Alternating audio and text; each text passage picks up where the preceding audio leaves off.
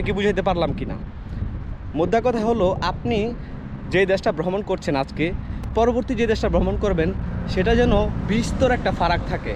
সেটা হোক কালচারালি, সেটা হোক সংস্কৃতিগত, মানে একটা গ্যাপ থাকে। সুতরাং আপনি নিজেকে মানে একবার ডিফারেন্ট একটা ওয়েদারে আবিষ্কার করতে পারবেন এবং আপনি ভিসা অফিসারকে এটা বুঝাতে পারবেন যে না না, আমি একই রকম বিভিন্ন দেশ ভ্রমণ করিনি, আমি বিভিন্ন দেশ ভ্রমণ করেছি। এতে করে আমি বিভিন্ন কালচারাল টেস্ট পাইছি। আপনি ইউরোপ আসলে একবার ডিফারেন্ট একটা ওয়েদার পাবেন।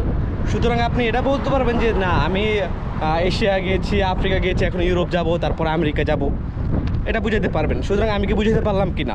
কয়টা দেশ ভ্রমণ করলে আমাকে ট্রাভেলার হিসাবে গণ্য করা হবে? এই প্রশ্নের উত্তর ইতিমধ্যে আমি দিয়ে ফেলেছি যে দেশ আসলে ম্যাটার করে। যখন আপনি একাধারে বিভিন্ন দেশ ভ্রমণ করা শুরু করবেন, এটা কিন্তু একবারে ফেলনা না, হ্যাঁ, এটাও ম্যাটার করে। তবে আমি শর্টকাট একটা উপায় বলছি আর কি। এটা আমার মতে মনে হয় যে এটা একটা কার্যকরী উপায়, যে কালচারালি টেস্ট হিসাবে যদি আপনি বিভিন্ন দেশ ভ্রমণ করেন 6 মাস পর পর, এটা খুব একটা ভালো ইফেক্ট গ্রহণ করে আপনার ট্রাভেল হিস্ট্রি ক্রিয়েটের ক্ষেত্রে। আচ্ছা, মোস্ট ইম্পর্ট্যান্ট প্রশ্ন, কত টাকা লাগে বিদেশে যাইতে? দেখেন, পৃথিবীতে যতগুলো দেশ আছে সবচাইতে বেশি দামের ভিসা যেটা, এটা হলো ইউএস এম্বাসির ভিসা। এই ভিসাটা পাইতে আপনাকে এখন মনে হয় $200 খরচ করতে হয়, আগে $150 ছিল। যাই হোক, 200 থেকে $250 আপনি ইউএস এম্বাসির ভিসা মানে ইউএসের ভিসা পেয়ে যাচ্ছেন।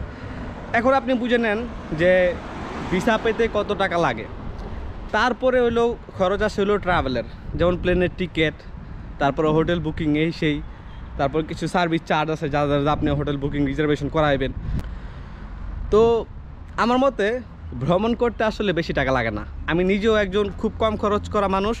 আমি সব দেশই যে মানে এই পর্যন্ত যত দেশেই গেছি, খুব কম টাকায় আমি আমার পুরো ট্রাভেলটা কমপ্লিট করার চেষ্টা করেছি। সুতরাং আমি যাদের পরামর্শ দিই তাদেরকেও বলি যে কম টাকায় ট্রাভেল করুন। বেশি টাকা হইলে সবাই ট্রাভেল করতে পারে, 1 টাকার জায়গায় 10 টাকা খরচ করলে সব কিছু সহজ হয়ে যায়, কিন্তু কম টাকায় কিন্তু সবাই ট্রাভেল করতে পারে না। সুতরাং আপনি চেষ্টা করুন কম টাকায় ট্রাভেল করতে।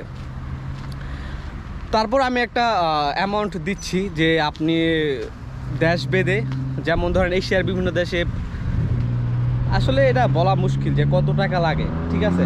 এখন এটা আপনার উপর ডিপেন্ড করে আপনি কিভাবে ট্রাভেল করবেন।